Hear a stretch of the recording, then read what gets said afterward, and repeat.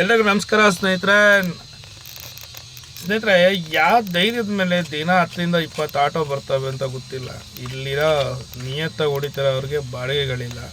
ಈ ಯಾರು ಹೇಳ್ತಾರೆ ಸಾವಿರಾರು ರೂಪಾಯಿ ದುಡಿತಾ ಇದ್ದೀವಿ ಅಂತ ಹೇಳ್ತಾರೆ ಅಂತೇಳಿ ನಮ್ಮ ಜನನೂ ಏಮಾರ್ತಾರೆ. ಎಲ್ಲ 30,000 ಸಂಘದಾಗ ಪಂಗದಾಗ ಎತ್ಕೊಬಿಡ್ತಾರೆ. ಪಾಪ ತಂದೆ ತಾಯಿಗಳ ಕಷ್ಟ ಬೀಳೋದು ಅವ್ರಿಗೆ ಗೊತ್ತಿರುತ್ತೆ. ತಂದುಬಿಡ್ತಾರೆ, 3 ತಿಂಗಳು ಲೋನ್ ಕಟ್ಟೋಕ್ಕಾಗಲ್ಲ, ತಿರ್ಗಾ ತಗೊಂಡು ಸೀಸ್ ಮಾಡಿ ಆ 40,000 ನಾವು ಕಳ್ಕೊತಾರೆ, ಮತ್ತು ಅಲ್ಲಿ ಕಟ್ಟೋಂಥ ಫೈನಾನ್ಸು ಕಳ್ಕೊತಾರೆ. ದಯವಿಟ್ಟು ಈ ಬದುಕು ಮಾಡಬೇಡಿ.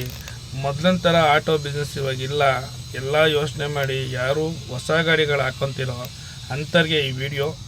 ನಾನು ಯಾಕೆ ಹೇಳ್ತೀನಿ ಅಂದರೆ, ಎಲ್ಲೋ ಒಂದು ಕಡೆ ಸೇಫಾಗಿರೋ ದುಡ್ಡನ್ನ ತಂದು ಆಟೋಗೆ ಹಾಕಿ ಆ ದುಡ್ಡನ್ನೂ ಹಾಳು ಮಾಡ್ಕೋಬೇಡಿ. ಈ ಕಡೆ ನಿಮ್ಮ ಟೈಮು ವೇಸ್ಟು, ಈ ಕಡೆ ದುಡಿಮೆನೂ ವೇಸ್ಟು. ಆಟೋ ತರೋದ್ರಿಂದ ಯಾವ ಲಾಭವೂ ಇಲ್ಲ. ಈಗಿನ ಕಾಲದಲ್ಲಂತೂ ದುಡಿಯೋಕ್ಕೆ ಆಗಲ್ಲ ಗುರು, ಅದಂತೂ ಸತ್ಯ. ಎಲ್ಲೋ 100, 200, 300, 1000, 2000 ಹೊಡೆಯೋದು ಒಂದು ಅಪರೂಪ ಕೊಡಿದ್ರೆ ಅದನ್ನು ಬಿಲ್ಡಪ್ ಕೊಡ್ತಾರೆ. ಆ ಬಿಲ್ಡಪ್ನ ನಂಬ್ಕೊಂಡೆ ನೀವು ಹಾಳಾಗಿ ಹೋಗ್ತಿದ್ದೀರಾ. ಹೊಸ ಆಟೋ ತರೋರಿಗೆ ಏನಂತ ಹೇಳಿ ಸ್ನೇಹಿತರೆ, ಇಲ್ಲಿರೋಂಥ ಹಳೇ ಚಾಲಕರಿಗೆ ದುಡಿಮೆ ಇಲ್ಲ ಅಂತ ಏನೆಲ್ಲ ಹೆಚ್ಚು ಕಮ್ಮಿ ಮಾಡ್ಕೊತಾರೆ, ನೀವು ನೋಡ್ತಾ ಇದ್ದೀರಾ. ಅಂಥದ್ರಲ್ಲಿ ತಿರ್ಗಾ ನೀವು ಹೋಗಿ ಹೊಸ ಆಟೋ ತಗೊಂಡು ಇಲ್ಲಿ ಗೆಣಸ್ಕೆರೆ ಏನೋ ಗುರು, ನಮಗೆ ಗೆಣಸ್ಕೆರೆ ಕೆಲಸ ಇಲ್ಲ.